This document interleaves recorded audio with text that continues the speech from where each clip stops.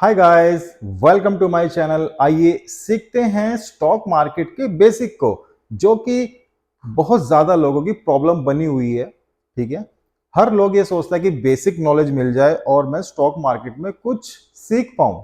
इस वीडियो में आप सीख पाएंगे कि बेसिक क्या होता है स्टॉक मार्केट का, स्टॉक मार्केट में आप कैसे एंटर कर सकते हैं, क्या बीएससी होता है, क्या एनएससी होता है, ये सारी चीजें क्या होती हैं। इस चीजों को सीखने के लिए आप इस वीडियो में एंड तक बने रहिए। आज आपकी बहुत सी प्रॉब्लम सॉल्व होने वाली हैं। ओके, बेसिक नॉलेज लेने के लिए स्टॉक मार्केट की हमें थोड़ा सा ये समझना पड़ेगा कि स्टॉक मार्केट में पैसा कहां से आता है। एक्चुअल में अगर हम ये जान गए कि स्टॉक मार्केट में पैसा कैसे घूमता है, कैसे राउंड करता है, तब हमारी आधी से ज्यादा प्रॉब्लम सॉल्व हो जाती है। यही जानने के लिए हम बेसिक वीडियो में बने रहेंगे और वीडियो थोड़ा सा लंबा हो सकता है, तो प्लीज डोंट माइंड और वीडियो को लास्ट तक देखिए। स्टॉक मार्केट में क्या एनएससी होता है, क्या बीएससी होता है, सेबी क्या होता है, ये सारी चीजें हमें पता होनी चाहिए। कौन इनसे कंट्रोल करता है, एक्सचेंज क्या होता है। एक्सचेंज होता है पैसे के बदले शेयर और शेयर के बदले पैसे, जो इस चीज को एक्सचेंज करवाता है उसको एक्सचेंज बोल देते हैं। स्टॉक मार्केट की बेसिक नॉलेज यहां से स्टार्ट होती है। आइए देखते हैं। मान के चलते हैं आपका बॉटल बनाने का बिजनेस है और आप बॉटल बनाना बहुत अच्छे से जानते हैं। आप सभी कुछ ना कुछ काम कर रहे होंगे। आप उस काम को देखकर भी या उस काम के बारे में सोचकर भी आप इस चीज को समझ सकते हैं। बहुत छोटी सी चीज है, बड़ी सिंपल तरीके से आपको समझ में आ जाएगी और आपको इसके अंदर कोई प्रॉब्लम भी नहीं होगी। जो बिगिनर्स हैं, बड़े ध्यान से आप इस वीडियो को देखिए। अगर आपको कुछ चीज नहीं समझ में आती, आप कमेंट में अपना क्वेश्चन लिख सकते हैं, तो आपका जो प्रॉब्लम है वो सॉल्व आउट कर दी जाएगी। आपका बोतल बनाने का बिजनेस है और आप बोतल बनाना जानते हैं, तो कोई भी बिजनेस स्टार्ट करने से पहले हमें क्या चाहिए होता है? कैपिटल चाहिए होती है। कैपिटल हम कहां कहां से ला सकते हैं? Family, friend, bank loan. अगर हमें कोई बिजनेस स्टार्ट करना है तो हम फैमिली से पैसा ले सकते हैं, फ्रेंड से ले सकते हैं, बैंक से ले सकते हैं और हमारी सेविंग। हमने मान के चलते हैं कोई छोटा सा बिजनेस स्टार्ट कर दिया, वो बॉटल बनाने का बिजनेस था। ये बिजनेस अच्छा ग्रो करा, इसमें काफी प्रॉफिट परसेंटेज अच्छी आई। हमें लगा कोई भी बिजनेस चलता है या ग्रो करता है तो हम उस बिजनेस को बढ़ाते हैं। हमने बोतल बनाई और इस बिजनेस को आगे बढ़ाया, यानी कि अभी हमारी एक शॉप थी, यहां पर हमारी 3 शॉप हो गई। अब इस 3 शॉप को खोलने के लिए भी पैसा चाहिए। ठीक है, कहां से आएगा पैसा? फिर वही सिस्टम, यहां से हम इस बिजनेस से जो पैसा कमाएंगे वो इसमें आगे भी लगाएंगे और बाकी हम अपने पैसे का इंतजाम, अरेंजमेंट कहीं से भी कर सकते हैं। ठीक है, यहां पर हमारा बिजनेस अच्छा काम कर रहा है और यहां पर हमारा प्रॉफिट परसेंटेज भी इंक्रीज हो रहा है, यानी कि हमारा प्रॉफिट ईयर ऑन ईयर बढ़ रहा है। ठीक है, बढ़ने के साथ साथ अभी हमारी जो कंपनी है प्राइवेट लिमिटेड कंपनी है। इस प्राइवेट लिमिटेड में हम कुछ सिलेक्टेड लोगों को अपना पार्टनर बनाते हैं। ओके, पार्टनर बनाने के बाद जो भी प्रॉफिट परसेंटेज होता है वो प्रॉफिट आपस में डिवाइड हो जाता है इसमें। ठीक है, अब हमें अपने बिजनेस को पूरे इंडिया में लेके जाना है। पूरे इंडिया में कैसे लेके जाएंगे? पूरे इंडिया में हमें अलग अलग मैन्युफैक्चरिंग या ऑफिस इसके लगाने हैं। अब इतने ऑफिस लगाने के लिए एक बड़ी रकम चाहिए होगी। मान के चलते हैं हमें 100 करोड़ रुपए इस चीज के लिए लगेंगे। अब इतना पैसा बैंक भी आपको लोन नहीं देगा, आपकी फैमिली भी आपको नहीं देगी। ठीक है, क्योंकि रकम बहुत बड़ी है। अब ये पैसा आएगा कहां से?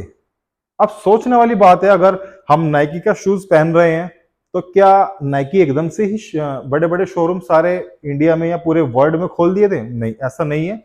उसने भी आप ही की तरह एक छोटा सा सेटअप लगाया था और धीरे धीरे अपने बिजनेस को ग्रो करा था। जब बात यहां तक पहुंची कि पूरे इंडिया और पूरे वर्ल्ड में उसकी ब्रांचेस या उसका शूज यूज होना चाहिए, तो उन्होंने अपनी कंपनी को स्टॉक मार्केट में लिस्ट किया था।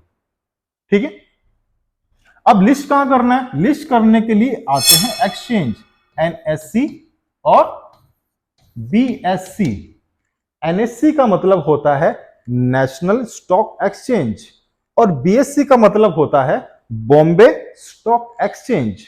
एक्सचेंज मतलब जहां आप अपनी कंपनी को लिस्ट करेंगे और जो लोग आपकी कंपनी का शेयर खरीदेंगे वो एनएससी से या बीएससी से खरीद पाएंगे। ठीक है, यहां तक बात क्लियर हो जानी चाहिए कि हमें अपनी कंपनी को लिस्ट करना पड़ेगा एनएससी और बीएससी। अब ये एनएससी बीएससी सिर्फ एक्सचेंज है, यहां पर आप कंपनी, यहां पर पब्लिक आपके शेयर खरीद पाएगी। यही एक जरिया है जहां पर आप शेयर या कोई भी पर्सन शेयर को खरीद और बेच कर सकता है। ठीक है, और आपके साथ कोई गड़बड़ ना हो कि कोई एक्सचेंज ने आपके साथ फ्रॉड किया है या कुछ भी, किसी भी तरह की कोई प्रॉब्लम ना आए, इसलिए सेबी बना है, security exchange board of India. ये सेबी क्या करता है? एनएससी और बीएससी पर नजर रखता है कि हमारी पब्लिक के साथ कोई भी गड़बड़ ना हो, किसी भी तरह का फ्रॉड ना हो, जो भी काम हो बिल्कुल ट्रांसपेरेंसी के साथ हो, बिल्कुल ट्रांसपेरेंट हो, कोई दिक्कत ना हो।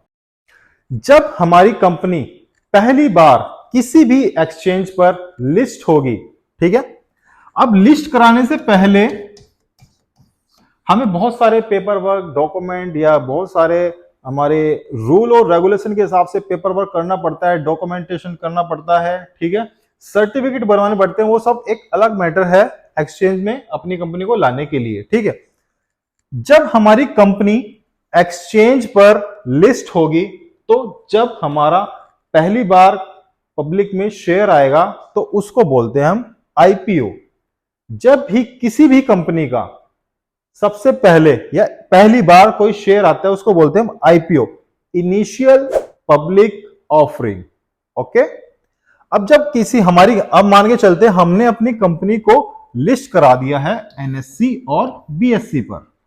अब इसमें पैसा लगाने वाले 3 लोग होते हैं, रिटेलर, ठीक है, एचएनआई और इंस्टीट्यूशन, जो बड़े बड़े इंस्टीट्यूशन है जो बहुत ज्यादा पैसा लगाते हैं कंपनी में। अब कंपनी में पैसा लगाने से पहले वो लोग ये देखते हैं कि आपकी कंपनी कैसा ग्रो कर रही है, कैसा आपका बिजनेस है, आपके बिजनेस का फ्यूचर क्या है।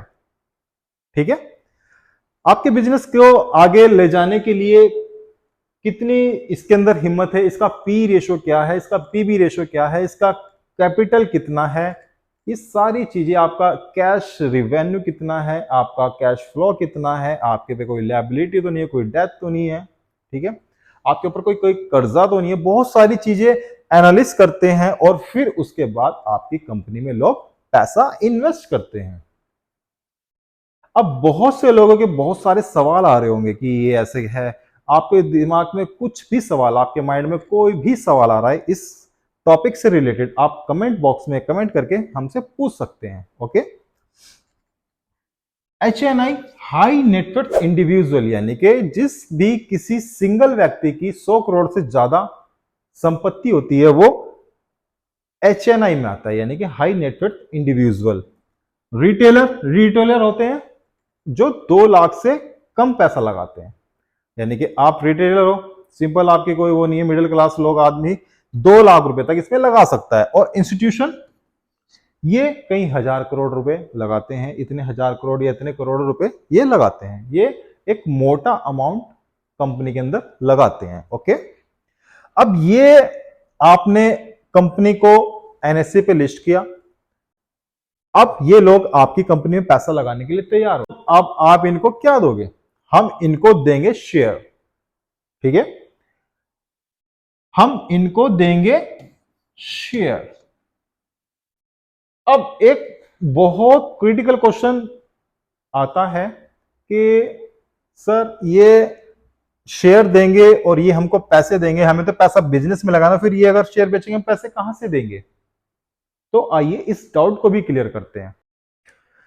मान के चलते हैं कि अभी जी ये वो लोग हैं जिन्होंने कंपनी में पैसा लगाया है और हमें इतने पैसे चाहिए अपने बिजनेस में, यानी कि ग्रो करने के लिए जो हमने प्लान किया था, जहां जो भी हमने अपना सेटअप दिया था उस हिसाब से हमें अपना बिजनेस ग्रो करना है। ओके, ग्रो करने के बाद ये लोग किसी ना किसी जरिए रकम या अमाउंट लगाएंगे हमारी कंपनी पर इनकी जेब से जो पैसा आया था वो हमने बिजनेस में खर्च कर दिया। ठीक है, और इनको हमने दिया शेयर। ओके, अभी यहां पर बहुत सारे सवाल आते हैं कि कंपनी को इन्होंने पैसा दिया तो क्यों दिया? भाई कंपनी अगर ग्रो करेगी, प्रॉफिट होगा तो इनका भी तो प्रॉफिट होगा ना। अगर कंपनी आगे बढ़ती है तो इनके शेयर का प्राइस भी बढ़ेगा ना। कंपनी की कैपिटल बढ़ती है, कंपनी अच्छा ग्रो करती है तो उसके शेयर का प्राइस भी बढ़ेगा। सिंपल सी बात है। ये वो पब्लिक है जिसने आपकी कंपनी में इन्वेस्ट किया है। ओके, और आपने इन्वेस्टिंग इसलिए की करवाई है कि आपका बिजनेस ग्रो कर सके। ठीक है, आपको अपने नए ऑफिस खोलने हैं, नई मैन्युफैक्चरिंग प्लांट लगाने हैं, तो आपका पैसा यहां से आएगा वो 100 करोड़। ठीक है, आपने इसके लिए बहुत सारे डॉक्यूमेंटेशन लगाए हैं, बहुत सारे रूल और रेगुलेशन को फॉलो किया है, और आपने अपने बिजनेस को अच्छे से दिखाया कि हमारा जो प्लान है वो फ्यूचर प्लान ये है, हम फ्यूचर में इतनी ग्रो करेंगे, आपका भी इस हिसाब से प्रॉफिट होगा, या इतने % आप रिटर्न जनरेट कर सकते हैं अगर आप हमारी कंपनी में इन्वेस्ट करते हैं। ठीक है, अब यहां से जो आपको अमाउंट चाहिए थी वो अमाउंट आपके पास आ चुकी है, आपने यहां पर ऑफिस खोलने में और अपना सेटअप में खर्च कर दिया। अब इसमें से बहुत सारे लोग हैं जो एक ही समय पर उनको लगेगा कि आपकी कंपनी का जो शेयर प्राइस है वो बढ़ेगा। ठीक है, और बहुत सारे लोगों को ये लगेगा कि उसी समय पर कि आपकी जो कंपनी का शेयर है वो गिरेगा, और बहुत सारे लोग आपकी कंपनी के जो शेयर है उसको होल्ड कर लेंगे। ठीक, इन लोगों को ये लगता है कि आपकी कंपनी का जो शेयर प्राइस है वो गिरेगा और ये अपना अमाउंट विड्रॉ करना चाहते हैं। ठीक है, अब हमें दो चीज चाहिए होती है, बाय और सेलर। जब तक बायर और सेलर नहीं होगा तब तक डील फाइनल नहीं होगी। ठीक है, यानी कि शेयर मार्केट में बायर और सेलर होना बहुत जरूरी है। इनको लगता है कि प्राइस गिरेगा तो ये बेचना चाहते हैं, तो कोई ना कोई इसमें से खरीदने वाला भी होना चाहिए। ठीक है, जब तक कोई बायर को कोई बेचने वाला नहीं मिलेगा तब तक वो कैसे खरीद पाएगा, और बेचने वाले को जब तक कोई खरीदने वाला नहीं होगा तो वो कैसे खरीद पाएगा। ठीक है, यानी कि जो पैसा था वो यहां चला गया, इनको लगता है ये और बढ़ेगा, ये आप इनके भी शेयर खरीद लेंगे। ठीक है, कुछ लोगों को ये लगेगा कि अभी होल्ड करते हैं। स्टॉक के प्राइस के बढ़ने के बहुत सारे फैक्टर होते हैं। किसी न्यूज, कोई रिजल्ट आता है, जैसे कि हर कंपनी का क्वार्टरली रिजल्ट आता है, पॉजिटिव है, नेगेटिव है, कोई न्यूज का इफेक्ट तो नहीं है। ठीक है, तो प्राइस बढ़ने के बहुत सारे फैक्टर है।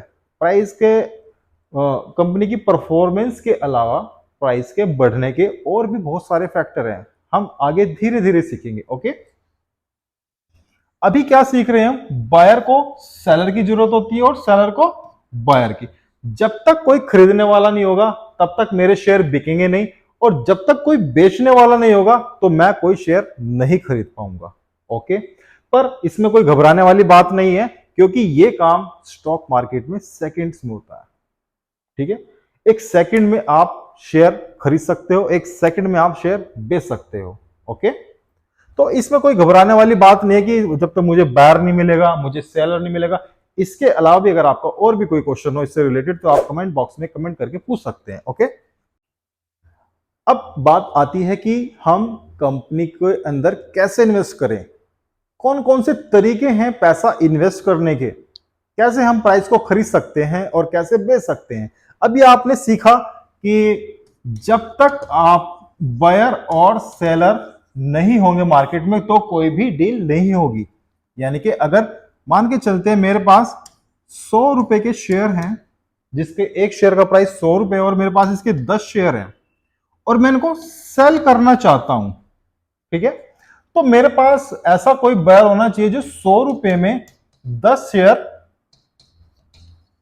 बाय करना चाहता हूं, तभी मैं इसको सेल कर पाऊंगा। ओके, तो इसमें ज्यादा घबराने की बात नहीं है, क्योंकि कुछ लोग सोच रहे होंगे कि यार मेरा पैसा बॉन्ड हो जाएगा या फिर मेरा पैसा अटक जाएगा। ऐसा कुछ नहीं होता। ये काम मार्केट में सेकंड्स में होते हैं, सेकंड्स में। आप सोच भी नहीं पाओगे कि कब आपका शेयर खरीदा गया और कब आपका शेयर बिक गया, ठीक है। तो पैसा लगाने के क्या तरीके हैं और कैसे कैसे वो सीखते हैं। आइए कैसे लगाते हैं। आपने बहुत सारी वीडियोस देखी होंगी कि इतना प्रॉफिट हो गया है, मुझे शेयर मार्केट से इतना प्रॉफिट हो गया। तो लोग क्या करते हैं, मान के चलते हैं हमारी जो XYZ कंपनी है उसके शेयर का प्राइस 100 रुपए है, ठीक है। अगर मैं इसके 10 शेयर बाय करूंगा तो मुझे कितना कैपिटल चाहिए होगा, 1000, ठीक है। मैंने इसको खरीदा था 2023 में। अब 1 साल बाद मैं इसका जो शेयर प्राइस है वो बढ़कर हो गया है 150, 150, यानी कि 50 रुपए बढ़ चुका है शेयर का प्राइस, ठीक है। तो अब मेरी जो कैपिटल है वो टोटल कैपिटल 150 इंटू 10, तो अब मेरी जो कैपिटल है वो 500 रुपए से बढ़ गई है, यानी कि ये क्या हुआ, ये मेरा हुआ प्रॉफिट।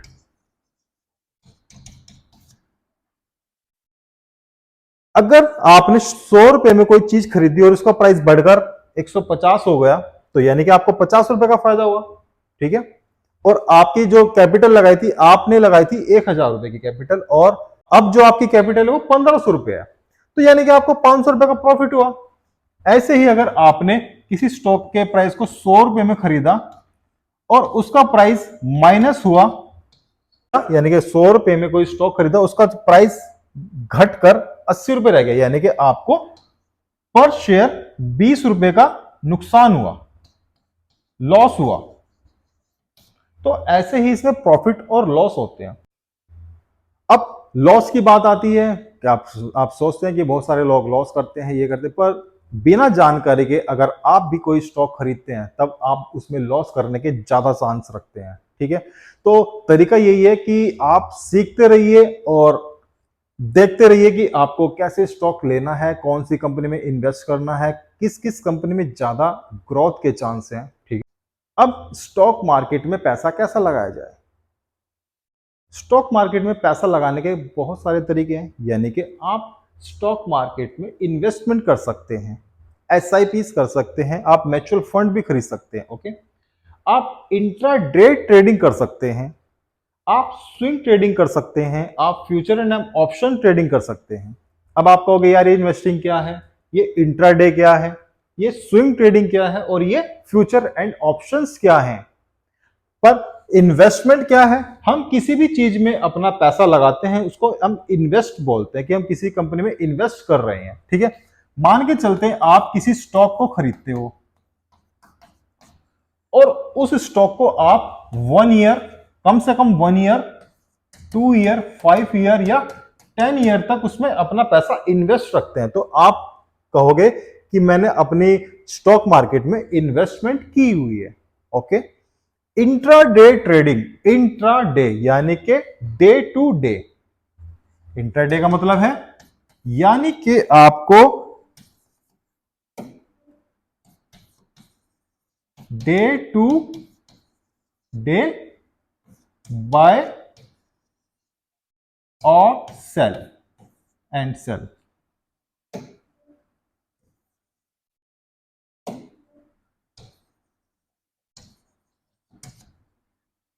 इंट्राडे का मतलब है कि डे टू डे आपको जो भी आपने स्टॉक खरीदा है वो आपको day to day buy and sell करना पड़ेगा, ओके।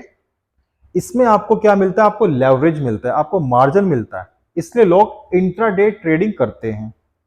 अब मान के चलते हैं आपने इन्वेस्टमेंट की है, आपने एक साल पहले कोई 100 रुपए का कोई स्टॉक खरीदा है, वो पहले साल 150 का हो गया, अगर दूसरे साल 200 का हो गया, किसी अगले साल 5 साल बाद 300 का और फिर 1000 का। तो कुछ लोग इन्वेस्टमेंट इसलिए करते हैं, वो लंबे समय तक अपने पैसों को इन्वेस्ट करना चाहते हैं और कंपाउंडिंग करना चाहते हैं कि पैसे से पैसा बने। ठीक है, मान के चलते हैं वो ईयर ऑन ईयर 20% या 30% से अपनी कैपिटल को ग्रो करते हैं। अब इंट्राडे में ट्रेडर की क्या सोच होती है कि ये जो 20 से 30% है, ये हम पर डे या पर वीक या पर मंथ कमाएं। ठीक है, पर इसमें कुछ शर्तें होती हैं, वो जानने के लिए आपको बने रहना पड़ेगा। ठीक है, day to day buy and sell, यानी कि अगर आपने कोई स्टॉक खरीदा है तो वो उसको आपको उसी दिन बेचना पड़ेगा, चाहे उसमें आपका प्रॉफिट हो चाहे उसमें आपका लॉस हो। ठीक है, स्विंग ट्रेडिंग, अगर आप किसी भी स्टॉक को 1 वीक 4 वीक या 3 मंथ तक होल्ड करते हो तो वो आपका स्विंग में आता है। स्विंग में मान के चलते हैं, किसी स्विंग में मानते हैं कोई चार्ट पैटर्न का ब्रेकआउट हुआ है, या किसी कैंडल स्टिक का कोई पैटर्न बन रहा है, या कोई सिमेट्रिकल ट्रायंगल बन रहा है, या कोई असेंडिंग ट्रायंगल या डिसेंडिंग ट्रायंगल। ठीक है, या कोई बुलिश फ्लैग बन रहा है, बेरिश फ्लैग बन रहा है, कोई डायमंड पैटर्न बन रहा है, या कप एंड हैंडल पैटर्न बन रहा है, या हेड एंड शोल्डर पैटर्न बन रहा है, उसके ब्रेकआउट की ट्रेडिंग को हम स्विंग ट्रेडिंग बोल देते हैं। यानी कि आपने जो स्टॉक खरीदा है उसको 1 वीक 4 वीक या 3 मंथ तक अगर आप होल्ड करते हो, उसके अंदर अंदर बाय सेल करते हो, वो स्विंग ट्रेडिंग कहलाता है। ठीक है, फ्यूचर एंड ऑप्शंस, यानी कि यहां पर जो लोग सालों में जो प्रॉफिट परसेंटेज कमाते हैं, यहां पर लोग वो मिनटों और घंटों में कमाना चाहते हैं, यानी कि बहुत जल्दी प्रॉफिट करना चाहते हैं। फ्यूचर एंड ऑप्शंस में आपका 1 मिनट में 1000, 10,000, 1 लाख तक भी प्रॉफिट हो सकता है। पर अगर इतना प्रॉफिट आपका हो सकता है तो इसमें आपका उतना 1 मिनट और 1 सेकंड या 1 घंटे में इतना लॉस भी हो सकता है। ठीक है, तो ज्यादातर क्रेज इस चीज का है, फ्यूचर एंड ऑप्शंस का। अभी आपको ये डिसाइड करना पड़ेगा कि आपको किस तरह का ट्रेड करना है, या आपको इन्वेस्ट करना है तो आप इन्वेस्ट के हिसाब से स्टॉक मार्केट को सीखिए, इंट्राडे करना है तो भी आपको सीखना पड़ेगा, और अगर आपको स्विंग करना है तब भी आपको स्विंग की बहुत सारी चीजें हैं वो सीखनी पड़ेगी। अगर आपको फ्यूचर एंड ऑप्शंस में ट्रेड करना है तब भी आपको बहुत सारी नॉलेज लेनी पड़ेगी। फ्यूचर एंड ऑप्शंस ट्रेडिंग थोड़ी सी रिस्की है। ठीक है, पर रिस्की है अगर आप उसको रूल और रेगुलेशन के हिसाब से करोगे तब आप इसके अंदर सक्सेस होगे। सबसे पहले आपको स्टॉक का बाय और सेल सीखना पड़ेगा, उसके बाद आप डिसीजन ले पाओगे कि मैं उसमें अच्छा कर पा रहा हूं या नहीं कर पा रहा हूं। क्या मैं कैंडलस्टिक जानता हूं? अगर मैं कैंडलस्टिक नहीं जानता हूं तो ये बेकार है, क्योंकि पैसा इन्वेस्ट करने से पहले आपको candlesticks, chart pattern, price actions, trend line, support और रेजिस्टेंस, ये चीजें सीखनी होगी, क्योंकि ये टेक्निकल एनालिसिस है, ये आपको सीखनी पड़ेगी। प्राइस एक्शन आपके हर चीज में काम आएगा, आपका इंट्राडे में काम आएगा, आपका स्विंग ट्रेडिंग में काम आएगा, आपका फ्यूचर एंड ऑप्शंस में काम आएगा। यानी कि अब जो बात है वो आपके ऊपर है, इस 4 चीजों में से आप किस में इंटरेस्ट रखते हैं, इन चारों चीजों में से आप किस में इंटरेस्ट रखते हैं, इन्वेस्टमेंट, इंट्राडे, स्विंग और फ्यूचर एंड ऑप्शन। जिस किसी में भी आपका इंटरेस्ट हो आप कमेंट बॉक्स में लिख के जरूर बताइए। Okay, thank you very much.